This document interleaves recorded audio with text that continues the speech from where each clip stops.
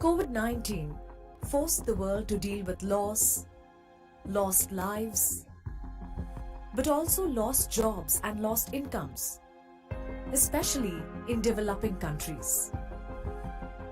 Lost jobs meant some businesses failed, bank balance sheets worsened, and credit tightened, making new businesses and jobs harder to create. To limit the losses, governments stepped in.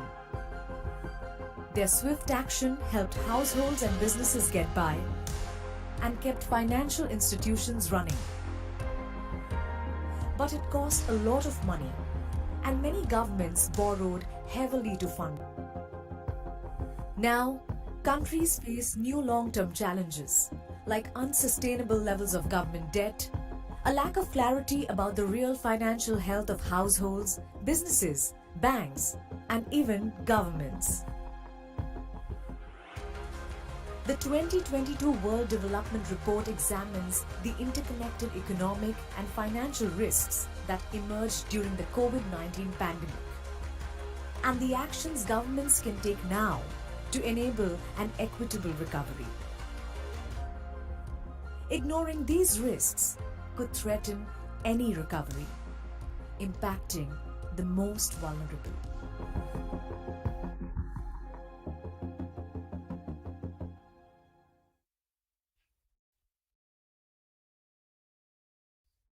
Welcome to everyone in our virtual audience around the world. We're so glad you could join us for this virtual event on how finance can support equitable recovery around the world. I'm Francine Lacqua. Now, earlier today, the World Bank released its latest World Development Report, Finance for an Equitable Recovery.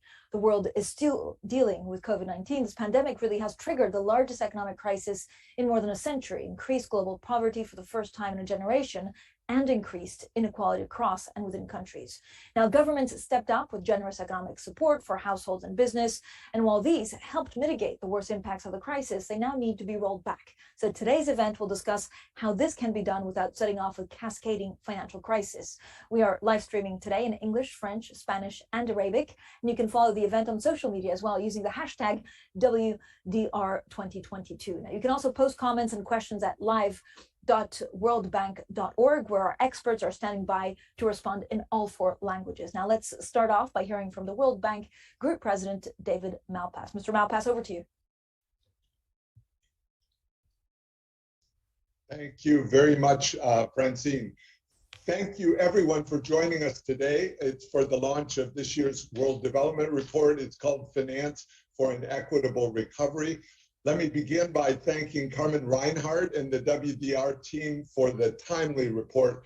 And I also want to welcome our special guests and friends, Sri Muliani, Augustin Karstens, and James Mwangi. I'm very much looking forward to your discussion. I'll say a few words now and then turn over to you. As we're all too familiar, the COVID-19 pandemic and shutdowns have created the most significant economic crisis in almost a century. It's challenging the effectiveness of civil and institutional structures around the world, and it's adding to fragility and violence that's facing many parts of the world. The result is a crisis for foreign policy and for development policy, as well as economics. In 2020, economic output contracted in 90% of countries, and the global economy shrank by 3%. Global poverty rates rose for the first time in more than 20 years. Inequality has worsened, and the poor and the most disadvantaged were hardest hit by the downturn and are being left behind in the recovery. The recovery itself is uneven and faces many hurdles. Geopolitical tensions and fragility are major recovery risks, as we see every day. New diseases and pathogens are a risk, as are existing ones and COVID variants. The World Bank Group works extensively on healthcare systems around the world to bolster preparedness and provide a variety of surge financing tools. Inflation will be hard to stop and hits the poor the hardest. The 2 primary tools being considered seem unlikely to be enough. Gradual interest rate hikes would still leave real interest rates low or negative. The second tool, tapering central bank bond asset purchases, still leaves huge distortions in the global financial system. Under the current post-monetarist system, central banks have two other tools: financial regulatory policy, that's a topic of today's discussion for developing countries, and also the duration of central bank assets and the duration of government debt. The use of these two tools will be a key variable in reducing inflation more quickly. The current global support for bond issuers continues to concentrate capital, wealth, and excess government spending in a very narrow segment of advanced economies. It's the inequality that we observe every day. This comes at the expense of small businesses, slow growth in median income, and reversals in development. The misallocation leaves weakness in productive investments, in job training, and in the logistics needed to improve supply chains.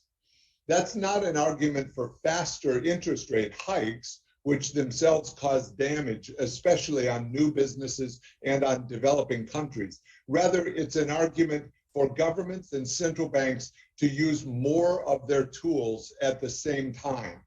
Rather than central banks buying back and owning large, long duration debt, there needs to be more focus on lengthening the maturity and transparency of all levels of government debt outstanding and slowing the growth in national debt. There needs to be the same focus on debt transparency and sustainability in advanced economies that we have been advocating strongly for developing countries. Similarly, it's vital that financial regulatory policy in advanced economies recognize the importance of working capital and trade finance, as we are doing in developing countries, even in today's report. Floating rate small business loans form the financial foundation of development, yet will be severely disadvantaged if central banks simply rely on interest rate hikes to try to get ahead of inflation. The new WDR focuses on developing countries and on the interrelated economic risks and spillovers between the balance sheets of households, businesses, financial institutions, and governments, and also on the central role that finance needs to play in supporting a recovery. The report discusses a variety of financial fragilities and risks. First, private debt is at a record high and credit conditions are tightening. A growing share of businesses are expecting to fall into arrears. A new wave of loan defaults would lead banks to tighten their lending standards. This is pro-cyclical, deepening the downturn. It worsens inequality, typically hitting low-income households and small businesses the hardest. And second, sovereign debt has also spiked during the pandemic. It's reached new highs for some governments as revenues plummeted and related COVID-19 expenditures soared. Surges in domestic government borrowing can crowd out lending to the private sector and misallocate capital as banks shift their lending to governments and expose banks to concentrated sovereign risk. These are the topics in the WDR, some of the topics in WDR today. So as monetary policy tightens in the advanced economies, debt servicing and rollovers will become a greater burden. It's critical that risks be uncovered and managed early. The alternative, protracted debt crises and restructurings, risks derailing growth and development for years. To work toward more sustainable debt, a top priority is improved transparency of both public and private debt. This helps detect financial risk and enables the proactive management of debt. We need effective restructuring tools both for government and private debt. Currently, there are no predictable or orderly systems for sovereign debt restructuring, and the implementation of the G20 Common Framework is stalled. For the medium and longer term, continued access to finance will be critical to a robust recovery. Innovations in technology, including digital payments, will be central, especially for low-income households and medium and small enterprises. Let me conclude by saying that I'm very pleased with the timely release of this report, and I commend it to you. And now we have an excellent panel here today to discuss these issues in more detail. So I'll pass the floor to get them started. Thanks, everyone. Wonderful. Thank you so much. Thank you so much for providing this global context. Now, before we turn to the panel, let's also hear from Leora Clapper, Director of WDR 2022, who will give us a snapshot of the report's main findings and policy recommendations. Leora.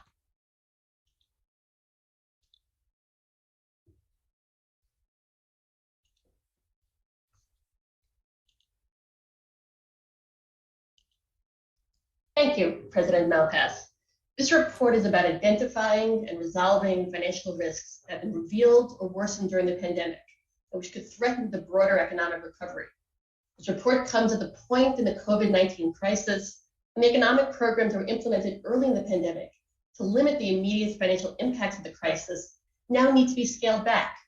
In many countries, that means an end to support payments and debt moratoria for households and businesses, and to relax accounting standards before households and businesses have recovered their pre-pandemic income levels. That creates a potential for unprecedented financial risks for both governments and the private sector, risks that policymakers can't necessarily see in advance through support measures like delayed credit reporting that can mask the true economic health for borrowers. One of the central messages of the report is that when risks appear in one sector of the economy, they don't remain there.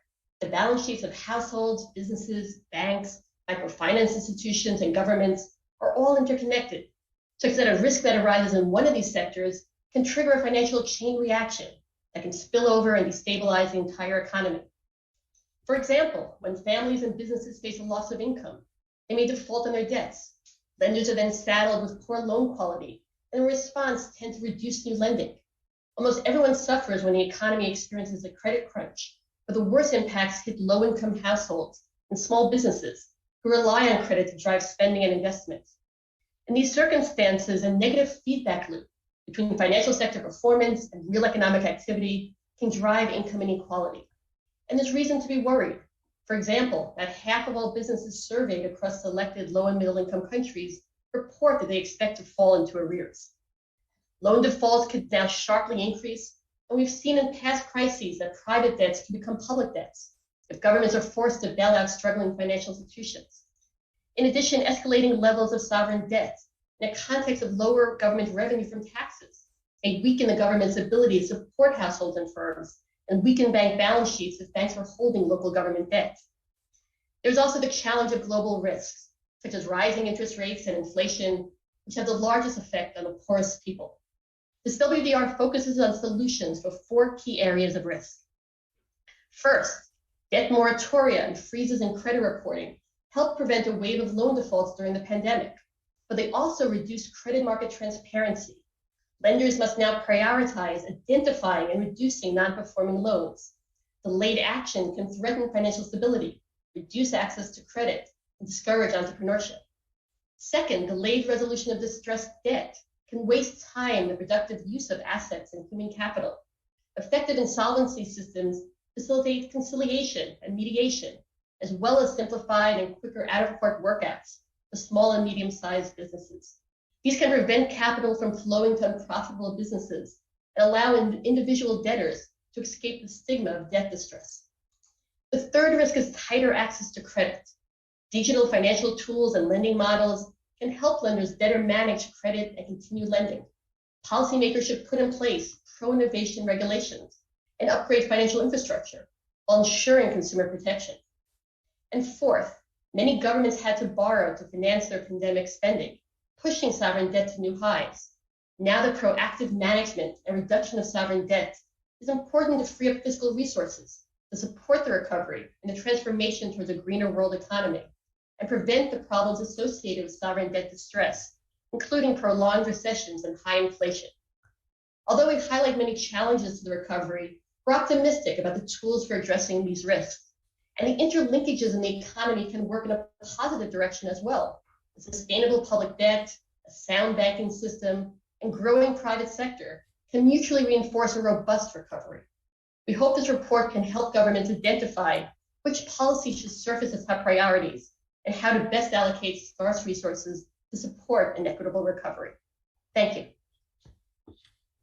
Thank you so much, Leora. And I have to say, it's a fantastic report for those of you who have not picked it up yet. Now, for those who've joined us late, we're discussing, of course, the just released World Development Report, Finance for Equitable Recovery. Follow us on social media using hashtag WDR2021. Now let's turn to our panel. And with us, I'm delighted, we have Carmen Reinhart, Senior Vice President and Chief Economist of the World Bank Group, Sri Mulyani Indrawati, Minister of Finance of Indonesia, Agustin Carstens, General Manager of the Bank for International Settlements, and James Mwangi, Group Chief Executive Officer, Equity Group Holdings, Kenya. So thank you all for joining us, and thank you for the many questions that I'm already getting. Please continue sending them through. Now let's pick up on some of the points raised by David Malpass and Leora. And Minister Indrawati, turning to you first. As a Minister of Finance of a large middle-income country, how have you managed financial sector risks and the challenges, of course, of debt in your country to try and support a robust and equitable recovery?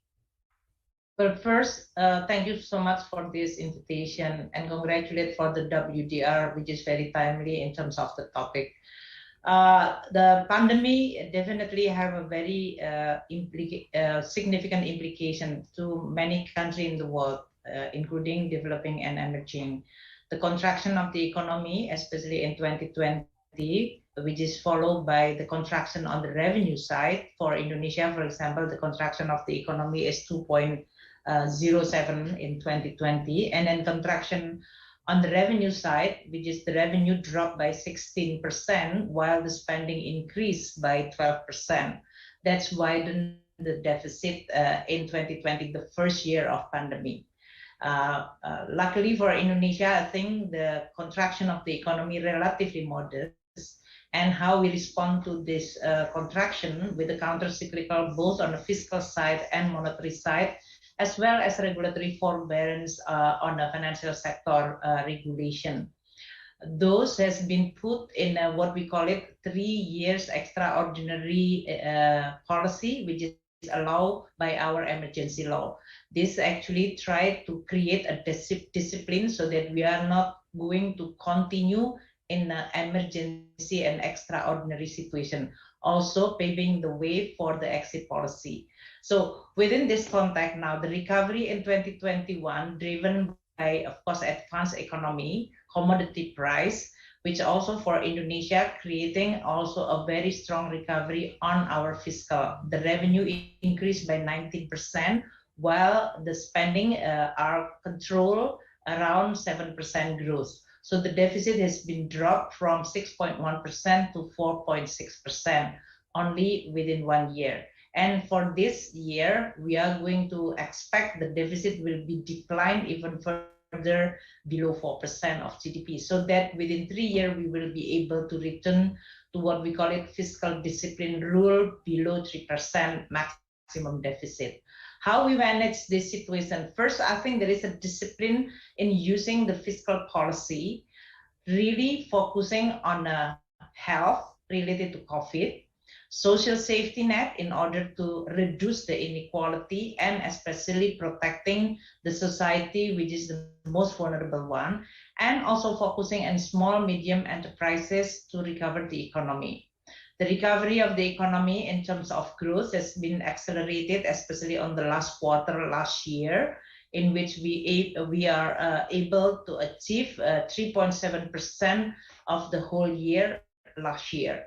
But this is also contributed by quite even distribution of recovery, whether this is on the consumption, investment, and also very strong export. On the supply side, production side, across the board, in this case, from manufacturing, trade, as well as services sector, which is also quite rebound as well as recover. So this is a good news for Indonesia. So within this context, in order for us to be able to manage the fiscal risk, we did what we have to do in this case. While we are addressing the issue of pandemic, we also deepen our reform. Tax reform is very critical for Indonesia, so we passed the legislation to improve the tax collection, including increasing VAT as well as increasing the tax bracket for the personal income tax and also increasing the tax rate. This will be implemented this year and next year in 2025. So this is also a very careful design, not to disrupt the recovery process, while at the same time consolidating the fiscal in a very measured but also credible way. The second one, we enjoy the support from central bank. The central bank during this pandemic situation allowed to buy government bonds directly, but that can only be done related to the COVID as well as a social safety net. So that's create a discipline we are not abusing as well as undermining the independence of the central bank. Inflation in Indonesia is still very low, which is below 2%, and that's provide us with also a strong room for this maneuver on the monetary side. Regulatory forbearance on the financial sector has been provided for 3 years until 2023. So basically for Indonesia, we are designing the exit policy in a very measured and calculated way. Of course, by seeing the recovery process which is now undergoing, and we do hope, of course, that the pandemic is not getting worse because the vaccination is already now achieved 70% of the population, and we even provide a booster. So this combination will provide us more confidence on the growth recovery, fiscal discipline, and managing the debt. So when the interest rate globally increase because of the inflation in advanced country, we have a much better and stronger foundation. One last thing is, of course, on external balance, that is balance of payment. Different from the taper tantrum 2013, Indonesia now having a surplus in both trade as well as current account balance. So that's provide also a stronger position for us to embrace this increasing interest rate globally. So that are all the foundation that we are trying to do while addressing the issue of pandemic, but at the same time also we create a room for the reform so that the foundation for the economy can be strengthened. Thank you. Fabulous. Thank you so much, Minister. And I have to correct myself because I said WDR 2021, but of course it's WDR 2022 for the hashtag. The last thing I want to do is add a couple of months to a pandemic year. But thank you, Minister, for those remarks. Now, Ms. Reinhard, from the position of a global multilateral bank and lender, what are some of the post-pandemic risks to the financial sector, and how can governments try to mitigate these risks as financial stimulus policies are starting to be unwound? So, first of all, I think it's important to recognize, and this is one of the messages of the WDR, is that there is no one size fits all. The risks differ considerably across countries, and therefore the appropriate policy response does as well. We just heard from Minister Mulyani. Most countries at the moment are not as fortunate as and have not had the benefit of recovery and low inflation, the combination that Indonesia has. So a big challenge is, of course, for those countries where recovery has yet really to take hold, and that is the majority. The majority of countries at the moment have per capita incomes that are below what they were in 2019 before COVID. They have not fully recovered. And of course, per capita incomes correlate with a lot of other economic and social indicators like poverty, health, and so on. Also, most developing and emerging markets have higher inflation. Again, different from the what we heard on Indonesia. So real wages are also being eroded. Now, how does this setting in which a recovery is very desirable and a sustainable, equitable recovery is very desirable, how does it connect to the story in the WDR? Well, healthy recoveries need healthy financial institutions. And they need also healthy governments. Now, it is fairly well known at this stage that over the last few years, even before COVID, the state of health of many low-income countries, public finances is been strained. The share of countries in debt distress or at high risk of debt distress has risen steadily, and it's really in alarming territory. But I think an area that has not received sufficient attention during the whole pandemic experience is what these draconian declines in income, the uncertainty, the stop-go, we have closed business, we have open business, the duration, we're on our third year, what all of this has done to private sector, household balance sheets, to corporate balance sheets. And of course, we already heard from the minister, the response, monetary and fiscal policy stimulus has gotten the headlines, but financial sector policies have also been very important and really unprecedented during the pandemic. So the, excellent timing in terms of counter-cyclical, allowing forbearance so that corporates and households don't have to, in the midst of an emergency, really, don't have to repay their debts. But there are unintended consequences. That those policies have also applied forbearance to accounting standards.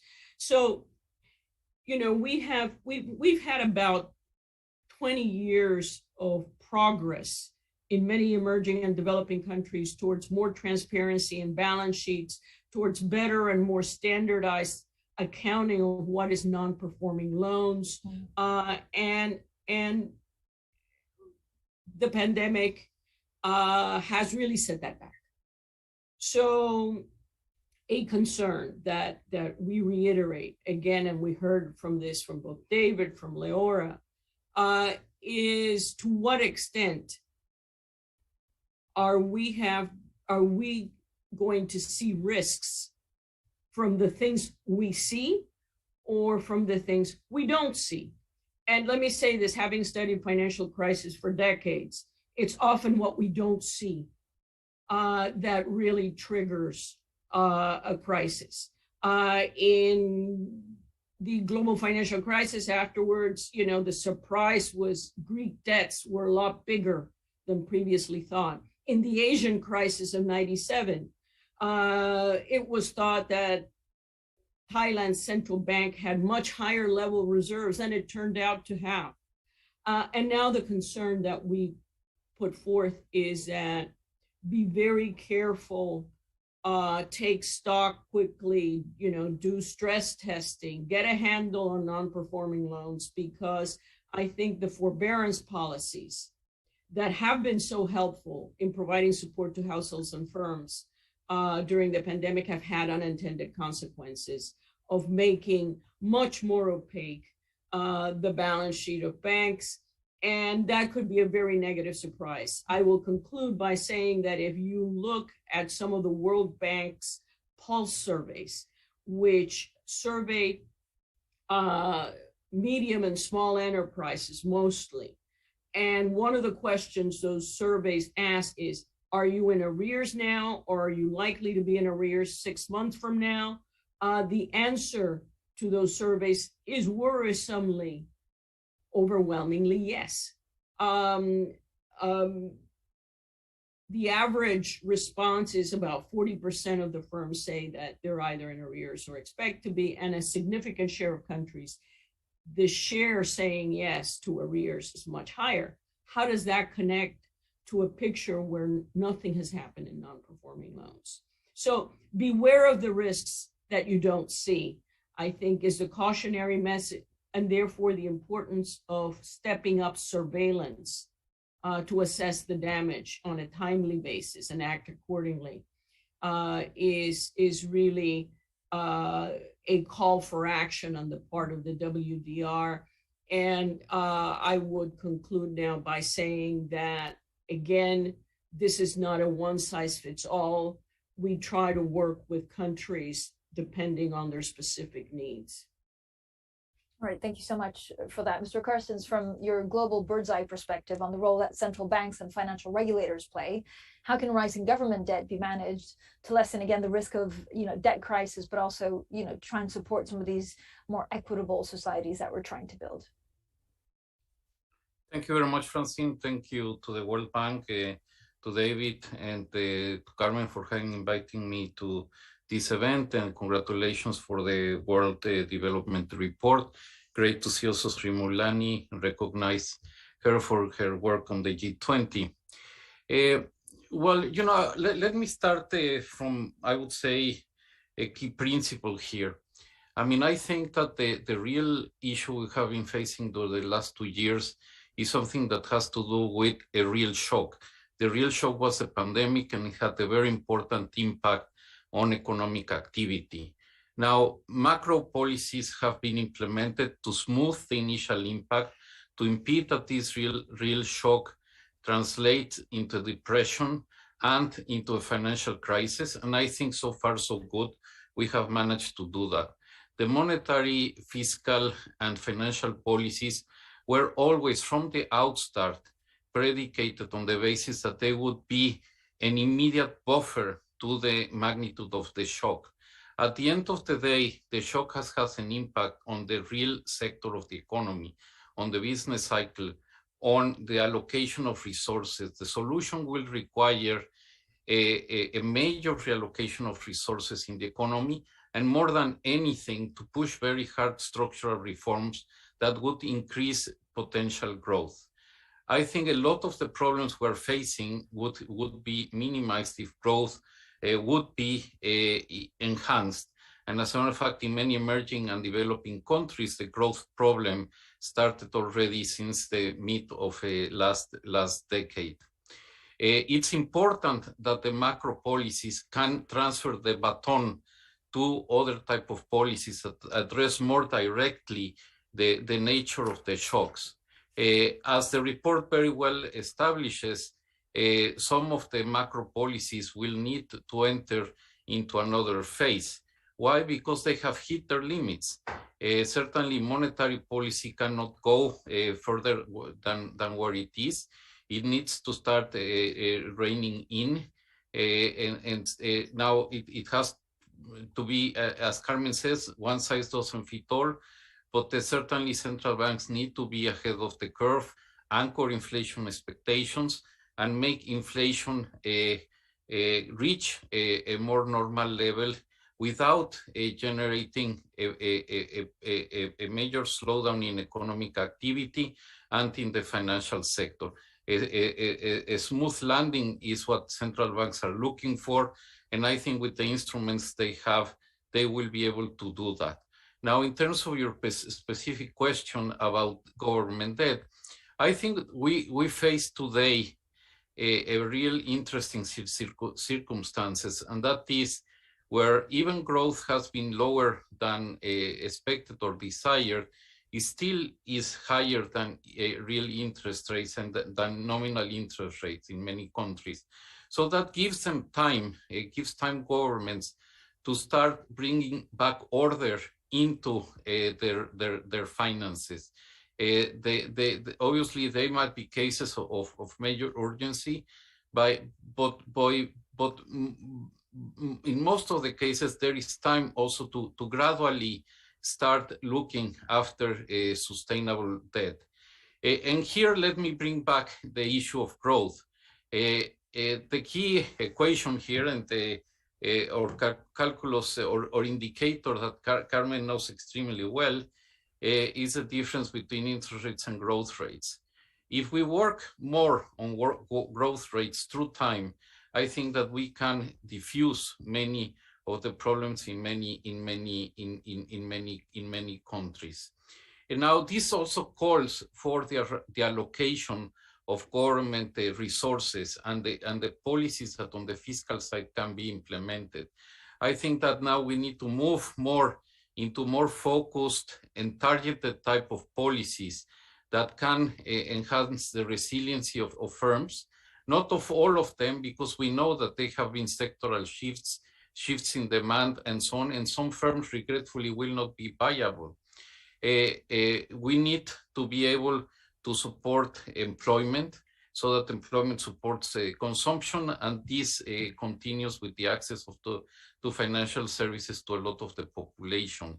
So there are many different aspects where if the policies are fine-tuned, are well-directed, I think that we can manage to bring this into a route of least pain as possible. For me, the key is that not only central banks, finance ministries, and so on need to use all of their instruments, but we need to use all the instruments that are available in the economic policy front and others too. I mean, I think that we need to focus this towards growth, towards making reallocation of resources more efficient, so that as I said at the outset, the limits of the macro policies will not hurt the economic recovery, and the baton can be taken over by a real sector policy that for sure the World Bank always do a great job in this field. Great, thank you so much, Mr. Carstens. Now, Mr. Mwangi, from the private sector perspective, what kinds of government policy could help mitigate financial risks that they're also facing and also encourage, inclusive access to finance? Thank you very much. I think the situation where we are, particularly developing countries, given that this is more of an economic shock, the financial sector will only be successful if it works hand in hand with governments on that allows policy change. Unfortunately, most of the governments of developing countries have no headroom to be able to put stimulus and significant impact, and they have not had a big impact and have really focused on the social aspect. So for the government at the moment, the best is to really create elaborate partnerships and try and harmonize, particularly the public-private sector collaboration, which can really mobilize citizens to play a more larger role. I think the bigger private sector, banks like Equity Bank, I think needs to be incentivized by governments so that they play more of a developmental role, where they don't really focus on the financial sector, but seek partnerships, whether it's with the development banks or whether it is with the philanthropic world, so that the approach they take is not the traditional financing and commercial approach, but is a developmental approach that builds the financial capabilities, provide financial tools, but more importantly, to ensure the bulk of the population is not left behind. Then social interventions, particularly capacity building, so that people are able to bounce adversely affected. And then hopefully have a mix such that it's not the short-term financing of banks, but it's a mix of long-term development financing together with the commercial bank financing to allow recovery, and particularly to also allow development of local and regional supply chains to replace the broken global supply chains. On another aspect is policy change. This then means that if the private sector is to play a developmental approach, there must be policy change that allows that, and particularly links the micro and macro policies, so that then the lead economy can then be able to play an active role. Whether these will then look at incentives, whether these will work in collaborations and partnerships on a case-to-case basis, or it is more of sectoral approach, I think it will depend from one country to the other. The last one is then also for governments to think really how to deal with crowding out the private sector. we have realized the banks have responded by really looking at the risk perspective. And part of the looking at the risk perspective of lending, because of the high NPLs, has been more take the sovereign risk.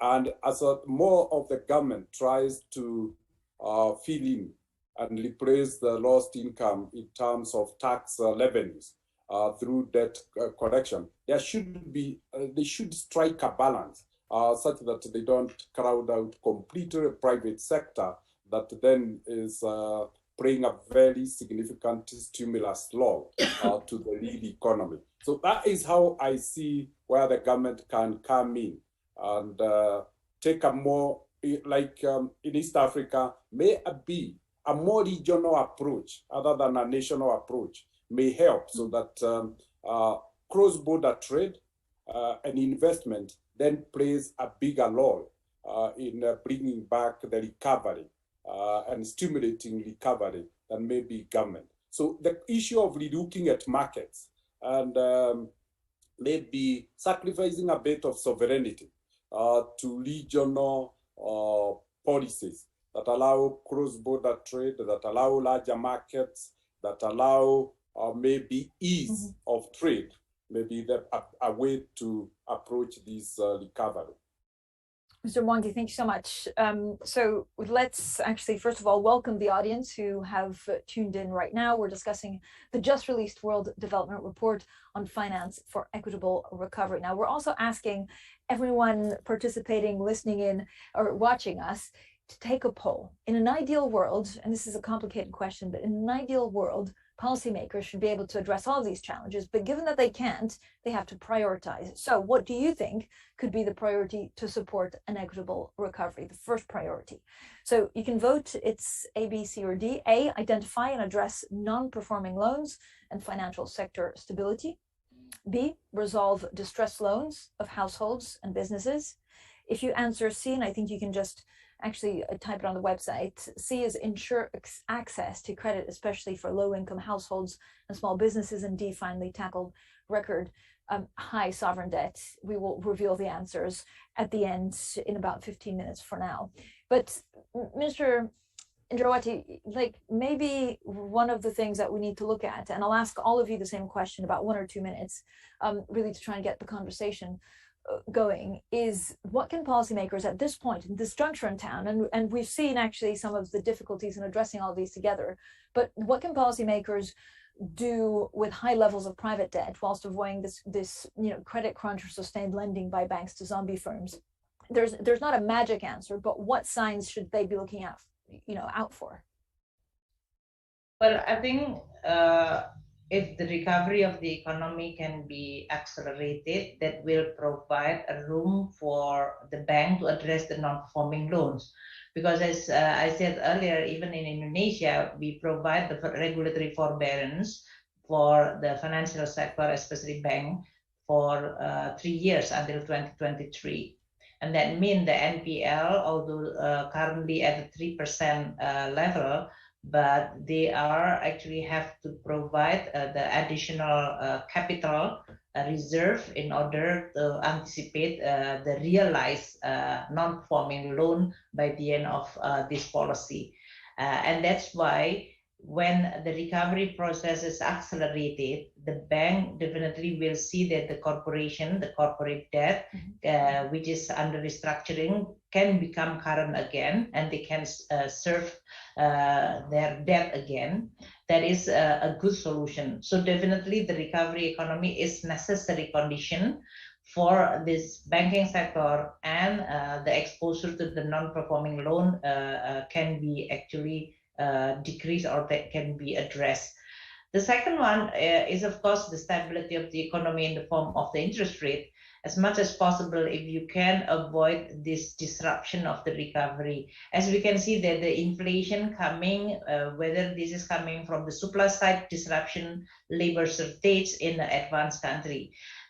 For Indonesia, we don't have labor shortage in this case. Even when our unemployment rate has actually increased from 5%, 5.2 to 7% because of the COVID in 2020. And our recovery process also accompanied by declining unemployment, but it's still at the 6.49%.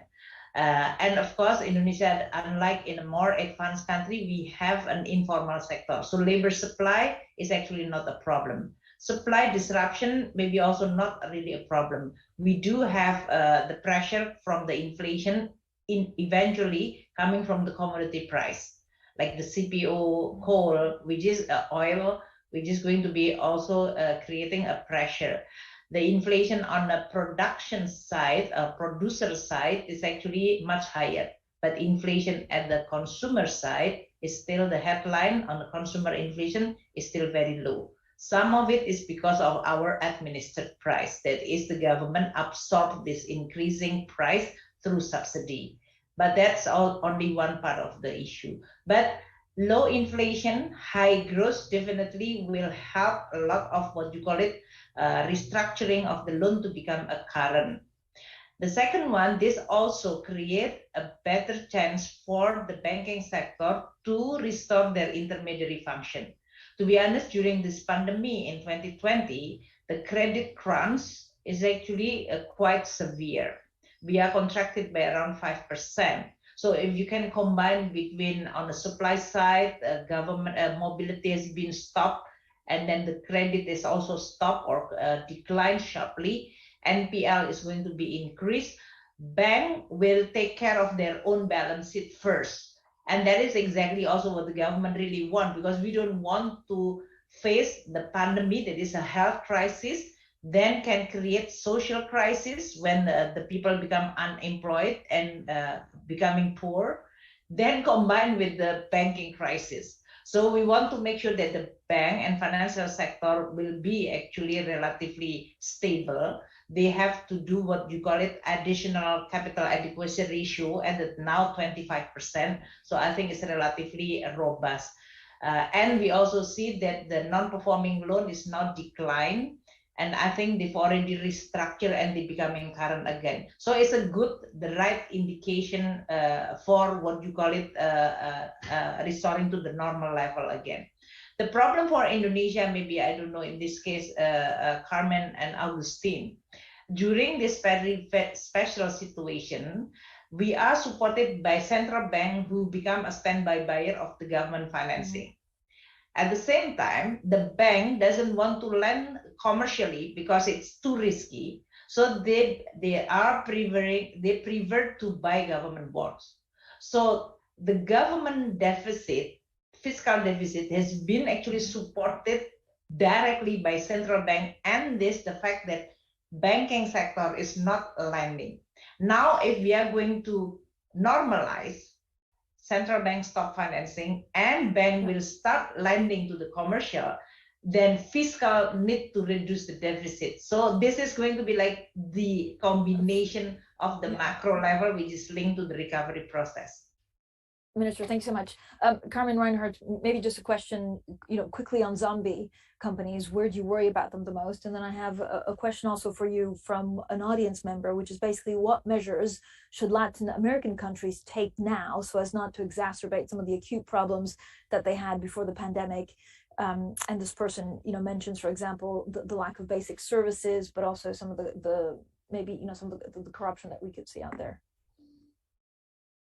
Well, we don't really, to be very direct, we don't address, by no means, the list of problems either created or exacerbated by COVID. It's a very long list. We are focused in the WDR on these aspects of finance that we think are very critical. And we just heard the minister, and they're very critical to recovery. And recovery, in relation to the prior question, as the minister said, recovery is essential. A rising tide lifts all boats, I believe is the saying. So that's very critical. But I think what to do right now, and this is also very applicable to Latin America, including Central America, where some of the business survey reports that I mentioned are also somewhat troubling in their disconnect with non-performing loans, is, I think, important stock taking. And it's complacency on, we don't really want to hear about non-performing loans. Banks historically, time and time again, have engaged in evergreening, which goes directly to your question. You don't recognize the loss. You don't take the hit right now in your balance sheet. You continue to lend. But if you continue to lend to a firm that has really ceased to be productive, it is a diversion of resources. And we are dealing with economies that are scarce in resources. And so the prospect of having zombie lending, zombie firms, is very detrimental to the vibrant role that banks could play in stimulating the private sector. And this goes to comments also that James and Minister and the Minister have made on also the crowding out problem. So a credit crunch could ensue because banks are engaged in lending to zombie firms. A credit crunch could ensue because they are averse, and this is what the minister was saying, averse to lending to the private sector. This is commonplace during periods of uncertainty. They prefer to lend to the government. And then if governments are, aggressive in domestic borrowing, credit crunch can, occur because of crowding out. So we want to avoid credit crunches. And these are important, they're important steps on debt restructuring and so on that governments, regulators, I want to stress the role of regulators. We've talked about central banks and fiscal authorities, but regulators have a big role here, and as do courts. Ms. Renter, can I just pin you down? When you talk about a credit crunch, I don't know what kind of probability at this point are we talking about?